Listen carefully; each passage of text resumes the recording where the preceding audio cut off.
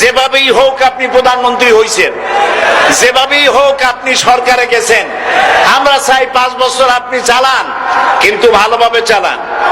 যাদেরকে বসাইছেন এই লোকগুলির একটু চেনেন। এই লোকগুলি হচ্ছে তারা যারা আপনার পিতা স্বাধীনতার স্থপতি ছিল, আকাশচুম্বী। সে আকাশচুম্বী জনপ্রিয়তা থেকে মাটির সাথে ধসিয়ে কারা, তাদেরকে আপনি মন্ত্রী বানিয়েছেন। আপনার পিতার যে দশা তারা করেছিল, এরাও আপনার সেই দশা করে ছাড়বে। তার প্রমাণ হচ্ছে মন্ত্রী বলছে ধর্মনিরপেক্ষ ধর্মভিত্তিক রাজনীতি চলবে না। আপনি বলেন নাই, উনি বলেছেন।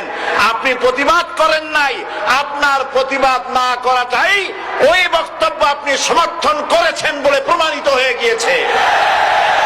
ধর্মভিত্তিক রাজনীতি নিষিদ্ধ ঘোষণা করবার মতো দুঃসাহস করবেন না। ধর্মভিত্তিক রাজনীতি শুধু বাংলাদেশে নয়, তত 50টি দেশে ধর্মভিত্তিক রাজনীতি আছে।